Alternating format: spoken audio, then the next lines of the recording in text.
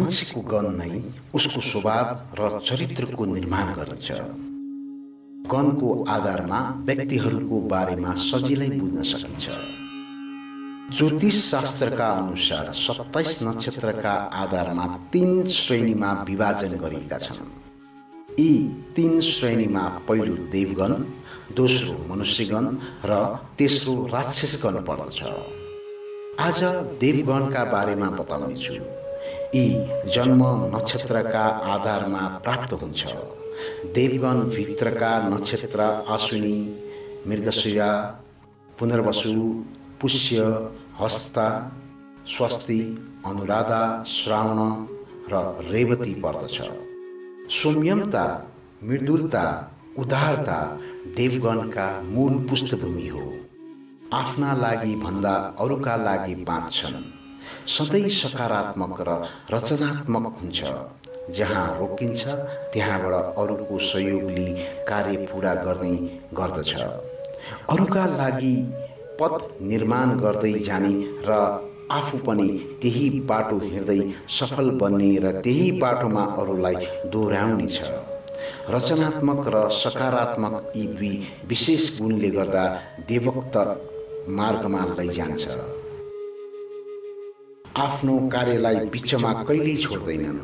जुन कार्य सुरुवात गर्छ त्यो कार्यलाई पूरा गरिदिन्छ। देवगणका व्यक्ति मेलमिलापमा धेरै विश्वास राख्दछ।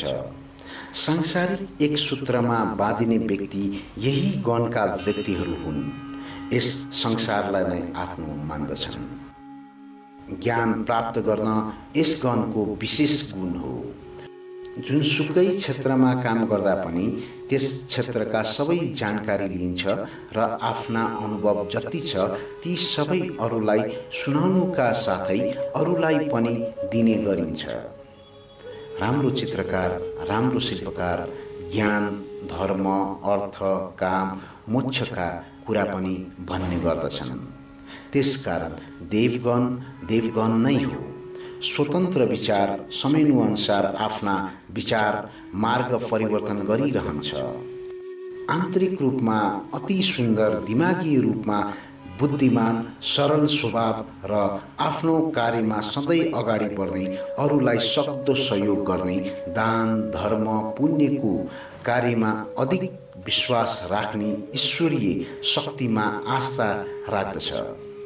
यस गणका व्यक्ति चाहेर पनि अरूको कुविचार राख्दैनन्। आफ्ना परिवारजनलाई पनि माया ममता दिन्छ नै अरूको परिवारप्रति पनि सद्भाव राख्दछ। भावुकता धेरै मात्रामा छ। कम भोजन गर्ने, आफ्नो आधा भोजन दिने गरिन्छ। सहनशील छ। आपद विपदमा पनि आफूलाई संयम राख्ने गर्दछ।